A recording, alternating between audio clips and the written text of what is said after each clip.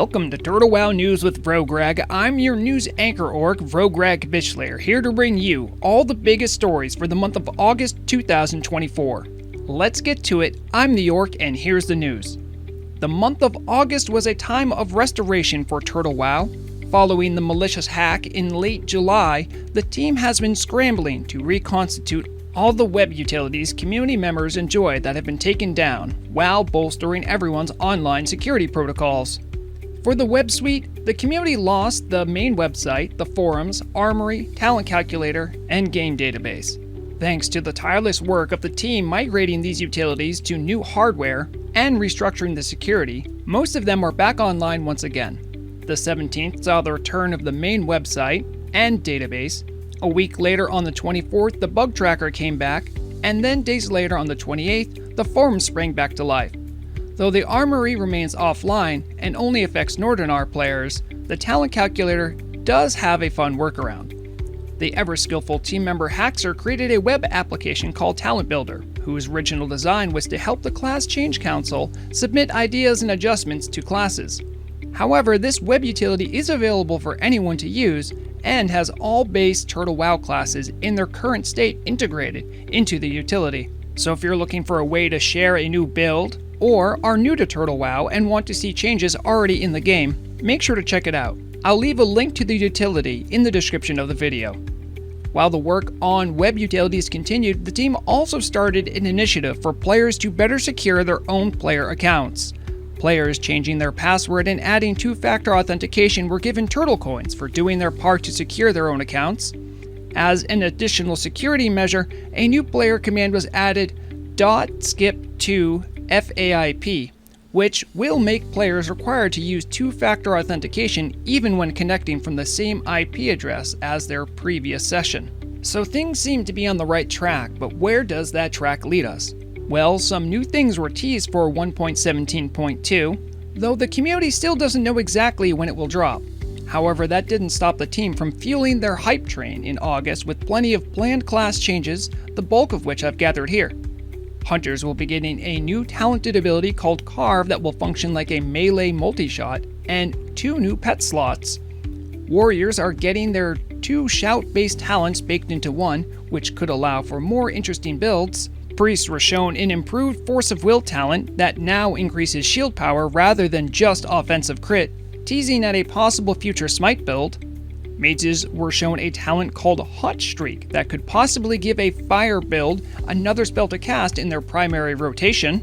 Warlocks witnessed the revelation that the new improved Soulfire talent is being designed to allow the spell to be better part of a Destruction Warlock's arsenal, and given lower ranks to make it usable more while leveling. And the final class change tease, much to their delight, Shamans seem to be getting something that might be useful for tanking, which might indicate even more surprises for would-be totem tanks.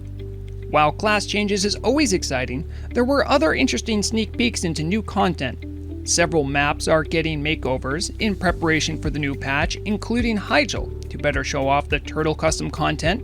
Old dungeon maps will be changed to reflect new areas to be added, and even the custom Tel'abim island map will have some great new artwork featured of this beefy-looking gorilla created by artist Mikkel Lund-Molberg. There was also some behind-the-scenes footage of new content being developed revealed on Twitter. Untextured renderings of an island yet to be released was shown off, replete with castle ruins, rotted buildings, and a snaking green river.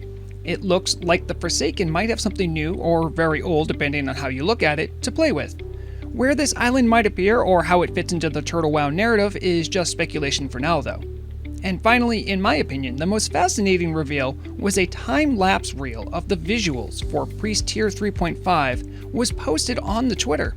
The artist working in the 47-second video isn't credited, but the time-intensive process of taking a model and adjusting it for 2 different races is on display, and the public can really get up close and personal with the new Plague Doctor concept for the upcoming tier set.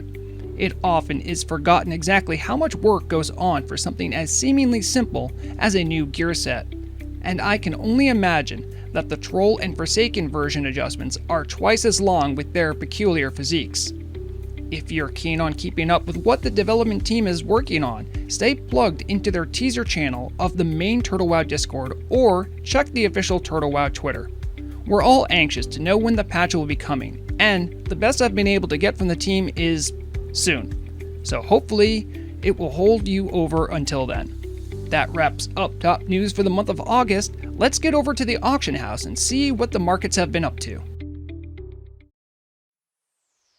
Welcome to Market Watch for the month of August 2024. I'm your market analyst, Vrograg Fischler. All our data is gathered from numbers provided by WoWauctions.net, the industry leader in auction house reports. I throw it all together to make indexes of various market sectors as well as the S&P 200, an index of the 200 biggest and most influential commodities in the economy. With August just behind us, let's take a look at the month in review. First to Tel'abim. The big story this month from the PvP server has been the sudden market growth of the Horde over the relatively flat trend all over the Alliance's S&P 200. A month from today, the Alliance is trending only slightly down, but did have a rally late this last week, peaking over 7 gold 25, but otherwise stayed above 5.5 gold with little volatility. The Horde, meanwhile, grew about 25% from 6 gold 50 to end the month period at 8 gold 25 silver, while boasting periods above 9 gold. Comparing the two this month, it seems as if the Horde market is enjoying much more substantial growth in its auction house economy, and the reason for it isn't exactly clear, because historically, the Alliance has always been slightly ahead of the Horde's market in cost. Though there were previous periods like back in March where the Horde was slightly higher, it was short-lived and the variance was much less. We'll continue to check in on the phenomenon and try to fill in the gaps when more is understood. For specific Tel'abim markets, the Alliance mining sector dropped more than a gold. Tailoring is showing resilience following an early month crash. Enchanting reagents remain strongly valued and hard to predict. Skinning lost value on the month but showed a remarkable comeback mid-month, reaching nearly 2 gold. And herbalism likewise had scarcity-driven peaks but otherwise floats between 1 and 1.5 gold. Horde market sectors included mining, which started the month falling off a cliff from 3 and stabilized around 1 gold. Tailoring doubled its price mid-month but since fell back to under a gold. Enchanting ended the month up nearly a gold with marked volatility. Skinning doubled its price this month from 1 to 2 gold. And finally, herbalism finished the month about where it started, following an early August speculation bubble. Over on Nordanaar, the S&P 200 lost half a gold from 9 gold 50 to 9 gold flat. Early on the month, prices around the server were down as much as 10%, but a rally mid-month had index flirting with 10 gold before coming back down again. Since the beginning of the year, August contained some of the lowest market points for 2024, but otherwise does seem normalized within the larger scope of slow, steady growth for the market. This month, we here at Market Watch are happy to debut a new test index in anticipation for the upcoming profession in 1.17.2, Jewel Crafting, the Gem Index. While evidence and rumor suggests that there will be new gems to gather with the patch, this index, for the time being, is aimed at keeping track of the old world gems and seeing how the new profession might affect them. This month the gem market was relatively quiet, floating around the 60 silver mark until August 21st, when some type of buying frenzy took place and more than doubled its value. And, just this last week, it seems to have happened again.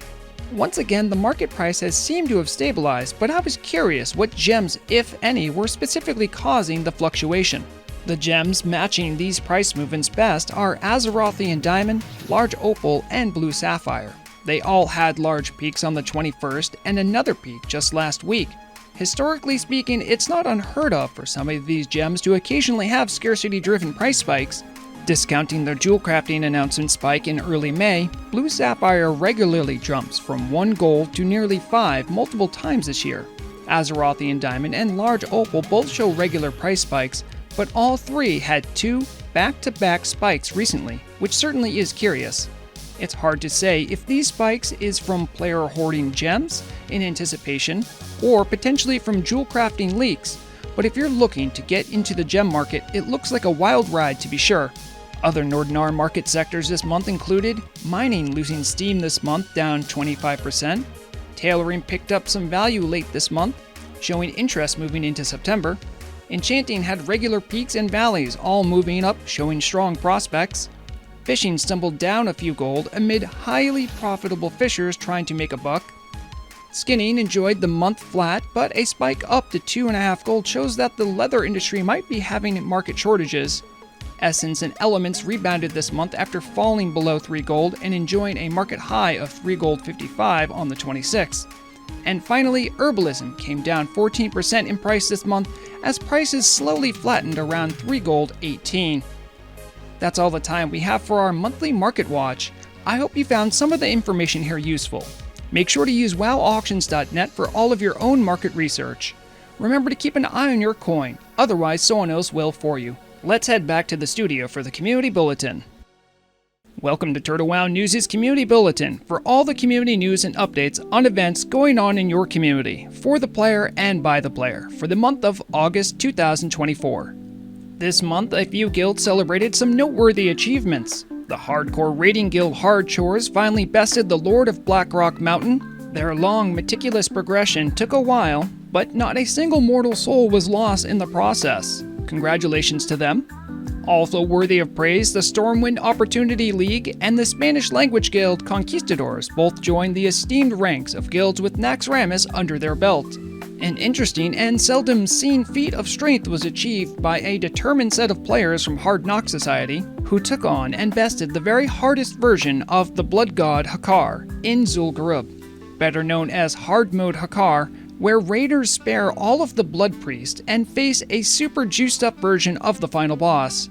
Better yet, these noble raiders did it for nothing more than bragging rights, as there is no better loot table or title available for players accomplishing this feat of bravery. My hats off to you, Hard Knocks. Over in the roleplay world, dark rumors have been whispered for the second time in a month that the enigmatic group portraying themselves as the Cult of the Dam has struck Azeroth. Reports came in from civilians that Raven Hill was assaulted by members of the accursed cult, who did try to defend their town. However, the nefarious cult then loosed an alchemically created abomination that killed scores of people before taking their grisly remains and retreating back into the darkness hence it came. Much of the surrounding area of Stormwind is now on high alert for any suspicious activities. Make sure to report them to the proper authorities before more tragedies occur. Perhaps sharpening your blade in training against things that go bump in the night could be just the remedy roleplayers need. Which is perfect because tomorrow on the 3rd at 6:55 p.m. server time, there will be a training camp to hone various fighting styles. All are welcome to join the training camp in Winterspring, just outside of Timbermaw Hold. Maybe you just want to relax, and that's perfect because a day later, same time, there is an event for people of all walks of life to come together. Join the Anvil Breakers in Moonglade for a feast following a recent successful hunt. Summons will be available for those far away. If RP isn't your thing, then as a reminder, there has been regular event postings for Sunnyglade Valley, Turtle Wow's custom battleground. In an effort to educate and encourage participation during days where this battleground is the daily, players can join in a separate Discord to strategize, get Warden of Time reputation, or just have a good time. So queue up and have fun time walking in another time and place in this unique battleground. There is no lack of community-made content and challenges on Turtle Wow, so get involved, reach out, and make sure your time here is memorable. That completes the Community Bulletin for this month. Now let's check out the changelogs for August. The month of August enjoyed much fewer changes due in part to the forums and bug tracker being down for much of the month, but recently around a dozen important changes were officially listed. So let's take a look at the most impactful changes with the changelog roundup for August 2024. The Bronze Dragonflight issued a formal apology to various governing bodies around the world. This action is understood to be in response to reports of players experiencing multiple versions of the same bosses in Scarlet Monastery's cathedral. In the apology letter, they describe a certain time crisis that had to be taken care of, and they had to act before getting proper authority to do so. Unfortunately, those dungeoneers seeking fame and fortune in the cathedral were exposed to lethal amounts of bosses for a time. But now, the time rift is sealed, and adventurers can enter once more worry-free. Shamans worldwide, gifted the ability to magically retrieve their powerful totems through an incantation known as Totemic Recall, were frustrated to find recently that their special ability wasn't working correctly, When the last meeting between the most elder shamans concluded a few weeks ago, they apparently forgot to douse their ceremonial campfire with waters specifically blessed by the Hadraxian Waterlords. This proud order of water elementals took this as a personal slight and revoked the mana regain effect from Totemic Recall. After this was discovered this last weekend, those same elder shamans made a special trip to the oceans in Ashara and made apologies. For the time being, the Waterlords seem properly honored, and the spell will once again give shamans back a portion of the mana used to place totems once again. A cease and desist order was handed out to Azeroth's International Alchemy Guild. The potion in question was the Limited Invulnerability Potion. This particular potent potable has been in hot water before, for its "you won't take damage guaranteed" labeling, which advertisers had to take down due to the damage limitations being on physical typing only. Well, now a recent batch of potions was recorded as removing the Death Wish debuff, something that is not legal according to the guild's own rules and regulations. Turns out those same advertisers who were upset about the previous litigation were trying a new guerrilla marketing campaign, but it seems for now this potion will keep debuffs intact. In a related note, the Alchemy Guild, perhaps keen to keep ahead of future litigation, gave a press release about a current issue with the potency of a newly approved product, the Lucidity Potion. There were reports that this concoction, which removes sleep, polymorph, and charm effects, was somehow being used after the fact, when it only is approved for preventative care of these effects. How exactly a sleeping or polymorphed or charmed person was able to drink a potion in the first place is still unclear, and the guild was not reachable for comment.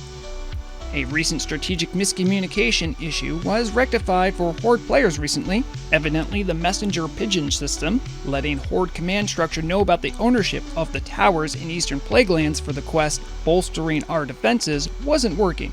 As it turns out, Horde HQ was using Orcish for coded messages, but one adventurer, working on behalf of the Horde, chose to send the messages in the Troll tongue, which caused players to not get credit for capturing the towers.